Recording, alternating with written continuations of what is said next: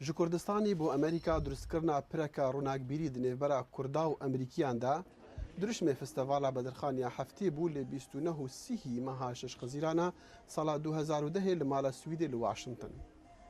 Eger ew pire hate avakirin, çi di ser wê re derbas dibe û mebesta derbasbûnê çi ye? Erê nasname derbas dibe di ser re? Kurd dikarin bi rêka derbaskirina kultûr, edeb û hunerê xwe nasnama xwe bidin naskirin bi gelên cîhanê? Çikû ev ve nameya Festîvala Hefteya Bedirxan bû, me ev pisyar ji jimareka ronakbîr û hunermendên piştgirdarên festîvalê kir. Rêkeka bi sanahî bo gihandina nameyekê filmên dokûmenterî ne. Ji ber ku filmê dokûmenterî bi reng û deng layenekî jiyanê dikete armanc û karîgeriyê dikete ser bînerê xwe.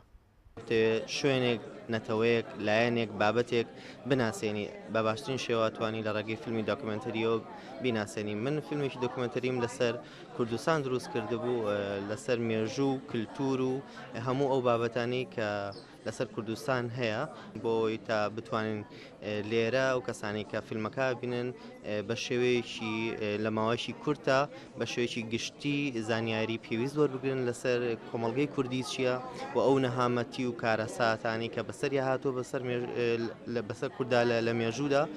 پاشمایان دیرۆکی ئەگەر بە ئاوایەکی زانستیانە کار لەسەر بێتەکردن، ڕۆناهیە داتنێتە سەر دیرۆک و شارستانیەتە ملەتان. هەلبەت کوردستان ئێک جوان وارین کەڤنین شارستانیەتی پڕە جوان پاشمایە. ئەمە من ویستومە ئەوە زیندوو بکەمەوە کە لە ڕێگەی ئەو پارچە گۆزانە خاوەن مێژوو شارستانەتی دەورێکی هەیە بۆ گەیاندنی ئەساڵەت و ڕەگ و ڕیشەی ئێمە. ئەو پارچە فخوارانە هەموو ئەگەڕێنە بۆ سەردەمی جیاجیا، شێوەیان جیایە، ڕەنگیان جیاوازە.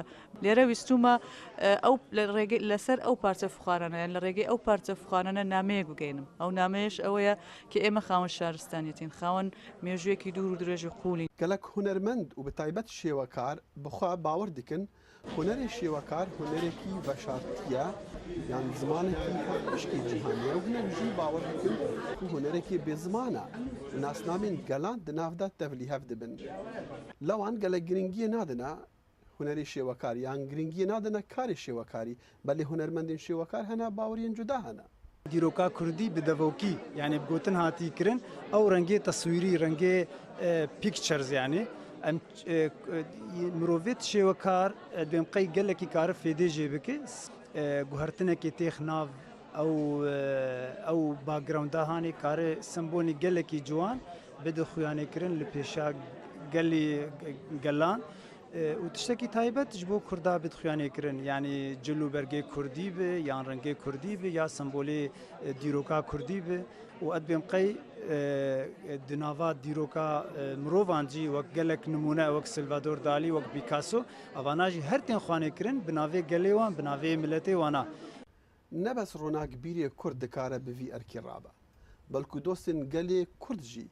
خانمەکە ئەمریکی ژنەکە کورد کریە کەسایەتیە سەرەکیە ڕۆمانەخوا و دڕێکا وێڕا ناسنامەیە کوردی دەدەتە ناسکردن.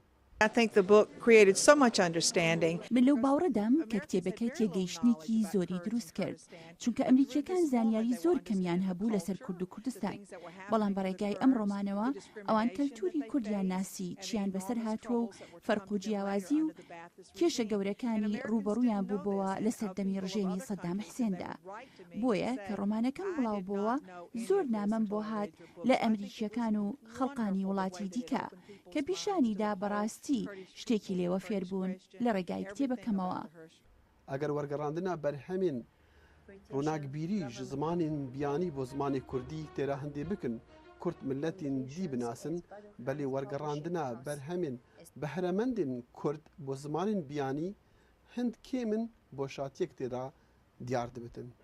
من داوا دەکەم کە دەستگایەکی سەرتانسەری وەرجێڕان تەرجەمە لە کوردستان دابنرێ لە هەموو زمانەکان لە زمانی کردووە بۆ سەر هەموو زمانەکانی دنیا وەربژاردرێ، چونکە تا ئێستا ئەوەی کە کراوە دەتوانین بڵێن لە 50 کتێب تێپەڕناکە، ئەمەش هیچ کاتێک بەشی ئەوە ناکاتن کە میلەتانی دنیا لە بە 50 کتێب میلەتی کورد بناسێ.